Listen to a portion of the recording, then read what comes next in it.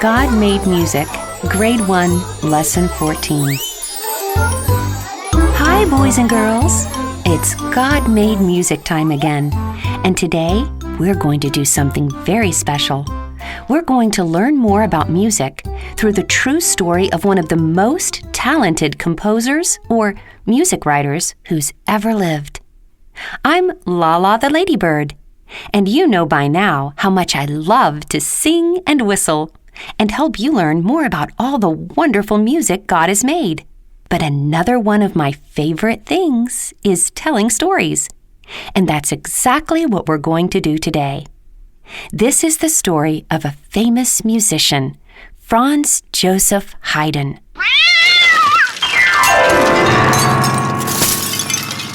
Clarice, the clever, clumsy Calico Cat, you always make a captivating but catastrophic grand entrance. You missed me and landed on the piano keys, carelessly knocking all my music on the floor. You're quite the carousing prankster. Sorry, I guess I careened past my landing spot without being cautious. But I clearly heard you tell the boys and girls about my favorite composer, Franz Joseph Haydn, and I couldn't wait to tell a compelling story about Haydn's clownish cat. Haydn had a cat? I'm sure of it, because Haydn wrote a piece of music called the Surprise Symphony. How does that prove that he had a cat? The music he wrote was very soft and quiet. In fact, it was so quiet and comforting that it often put the audience to sleep. So Haydn trained his cat to pounce on the kettle drums and catapult from there, right into the middle of the musicians. They would be so completely surprised that they would play a loud crashing chord, and that would completely wake up the audience. Let me get this straight. You think Haydn trained his cat to wake up the audience with his surprise in his Surprise Symphony? Do you have a clearer explanation? I'm not sure you can find that story in the history books, Clarice, but it was clearly compelling and quite interesting. In fact, I will play a little bit of the Surprise Symphony that Haydn wrote, and let's see if you can hear the surprise that Clarice was talking about, boys and girls.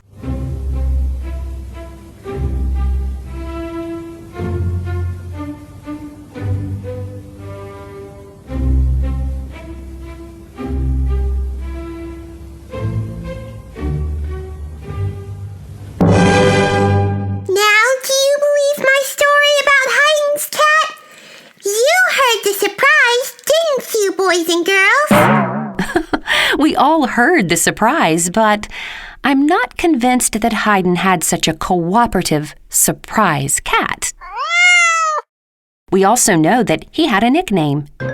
His parents called him Seppel. This means independent or individuality. It probably meant that Haydn didn't choose to mind his parents all the time. He had a few ideas of his own on how to behave. Boys and girls, do you have a nickname? A name your parents may call you? Or do you have a name your friends use for you when you're together? I have a nickname. What is your nickname, Clarice? Kitty, kitty, kitty. That's the nickname I'm called when it's time to consume a carefully prepared snack. Kitty, kitty, kitty. Where are you? See what I mean? It's time for my dinner. I hope it's a classic culinary cat food surprise. Goodbye, Clarice, and be careful where you pounce. Meow, meow, meow, meow, meow, meow, meow, meow, meow, meow, meow, meow. I'm okay. Glad to know Clarice, the clumsy Calico Cat, made it to dinner time safely. Now, boys and girls, turn to page 20. You will see 8 pictures that tell the story of the life of Haydn. Color the picture of each part of the story as I tell you about it. As a child, Seppel used to rub 2 sticks of firewood together and pretend that he was playing a violin. He dreamed of the day when he would have a real instrument to play. Color that picture now.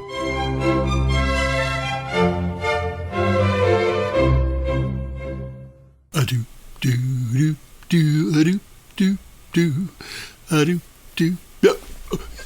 Did someone say violin? That's right, Mr. Pig.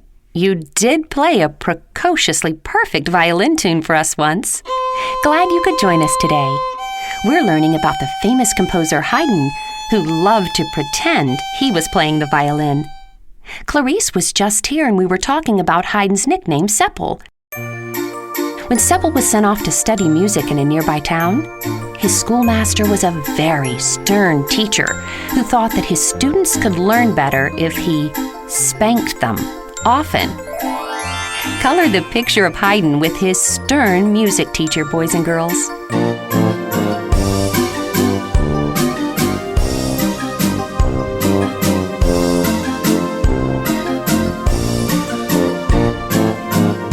Seppel learned quickly as a student, and he was soon accepted as a choir boy at St. Stephen's Cathedral in Vienna.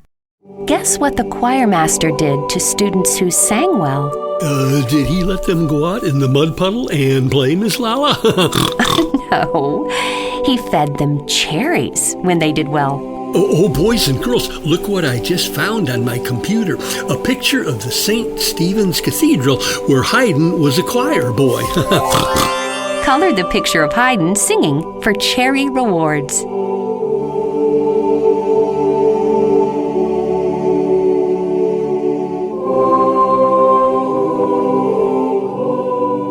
Seppel studied music for several years at the cathedral, but even though he might receive cherries for singing well, he also became known as a real prankster.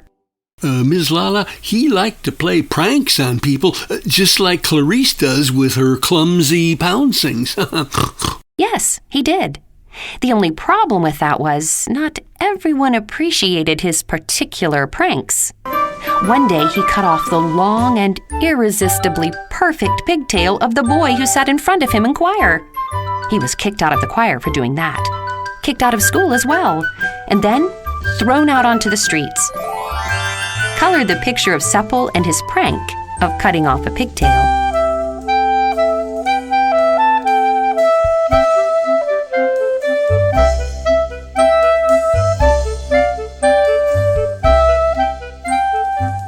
Oh my, Miss Lala, was he homeless?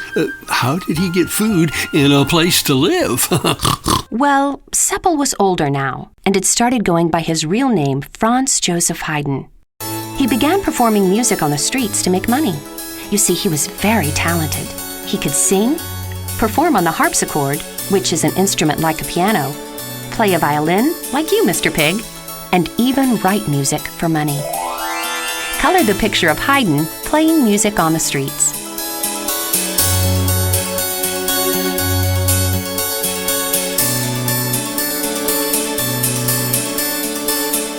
When Haydn became an adult, he fell in love with a young woman named Therese.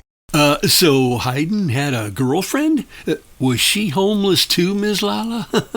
Oh no, she lived at home with her parents. Her father was a wig maker. Lots of people wore wigs in those days, even men. Haydn wanted to marry her, but she decided to become a nun, so she couldn't marry him. He married her sister, Anna, instead. If I were guessing, I would guess that Anna didn't prefer being second choice. I don't disagree. That might explain why Anna was mean and disrespectful to Haydn. She often took the paper on which he had written his beautiful music and used it to line cake and cookie pans. Color the picture of Anna using Haydn's sheets of music to line her cookie pans.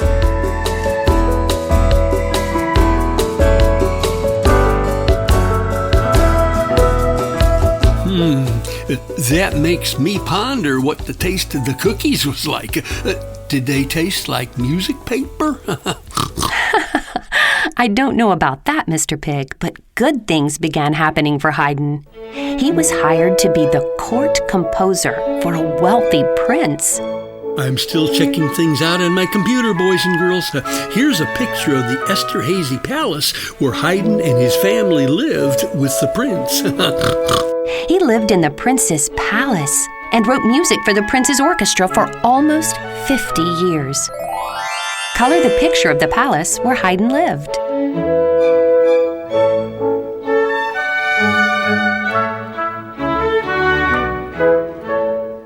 He probably dressed in fine clothes and wore long wigs and ate really good food. And he probably performed for the richest and most famous people in Europe. Wow, Miss Lala, what a pleasant surprise ending for the little boy who dreamed of playing a violin by rubbing two sticks of wood together. I'm sure Haydn was the most surprised of all that he went from playing on the streets for money to living in a palace and writing music for a prince. But something very unusual happened when Haydn died in 1809. Some medical students secretly stole his head right out of the coffin. Oh, that sounds really bad, Miss Lala. Were they pranksters playing a trick? No, Mr. Pig. They actually wanted to study his brain and probably presumed that they could figure out why he was such a great musician if they could study his brain. Now, isn't that something? I have never heard of anything like that before. His head was actually passed around from scientists to doctors until finally, someone gave it to the Viennese Musical Society and they brought it back to Haydn's grave. It wasn't until 145 years after he died that Haydn's head was reunited with his body.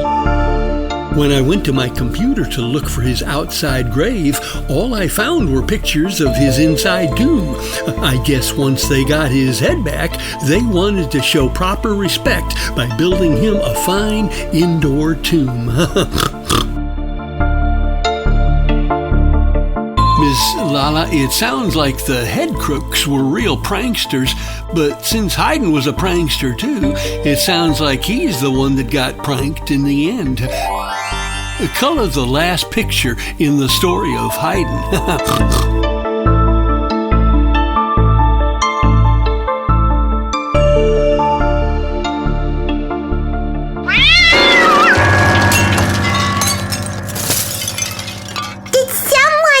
A prankster? Here I am again. And I noticed your pouncing created another conflict with my piano keys again. Sorry. I finished my surprise dinner, canned cauliflower and cold codfish. Then I remembered another captivating prank I wanted to tell the boys and girls about. So I came careening back to share a catchy and chromatic pranking story. I am properly pumped up and prepared to hear your story, Clarice. Besides the surprise symphony, Haydn also wrote other music that revealed his love for pranks. He once wrote music called the Farewell Symphony that instructed the musicians to leave one by one, until only 2 violins were left to finish the music. Listen to how the Farewell Symphony sounded at the beginning, when all of the musicians were playing.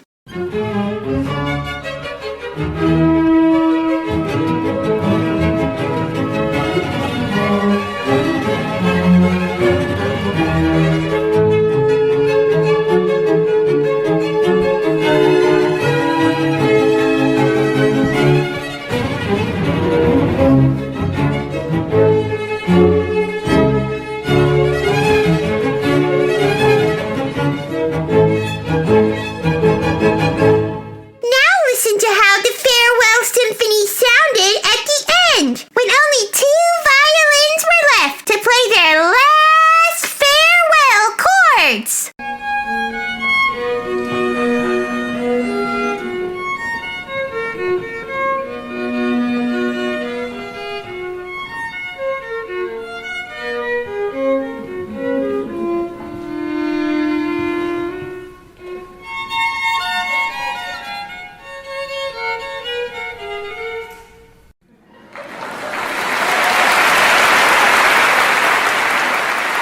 Clarice, you and Mr. Hyden are perfectly proper pranksters. If you didn't finish coloring the Haydn story pictures, you can do it now as we listen to Haydn's Surprise Symphony.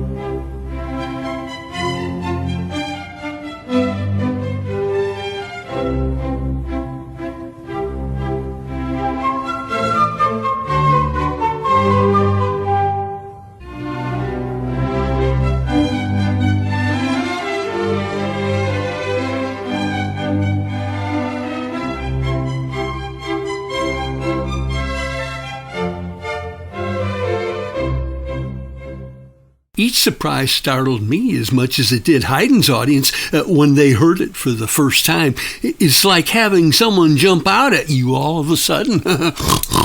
Have you ever had someone jump out and scare you when you least expected it? Kind of like my surprise pounces? That's the kind of surprise I don't really cater to. However, I'm glad you don't capture me every time you pounce. Clarice, that crash into the piano keys really surprised me. I'm sorry I scared you, but it was great fun for me. Mr. Pig, I missed what happened to Haydn when he grew up because I had scampered off to the farmhouse for my culinary treat. Could you tell me what I missed? Sure thing, Clarice. Okay, let me see. After he became a choir boy, he got kicked out of school for cutting off someone's pigtail. Ooh, that must have hurt! Well, not unless you're a pig. Then he earned money as a street musician. After that, he got married to a lady that used his music to line her cookie sheets. Wouldn't that music paper catch on fire in the oven? That's a clever question, Clarice, but I don't know the answer. So, on to the big finish. He was invited by a prince to live in a palace where he wrote music for 50 years for the prince and his royal friends. I feel like my barn is my palace. Do you feel that way about your pig pen, Mr. Pig? I sure do, Clarice.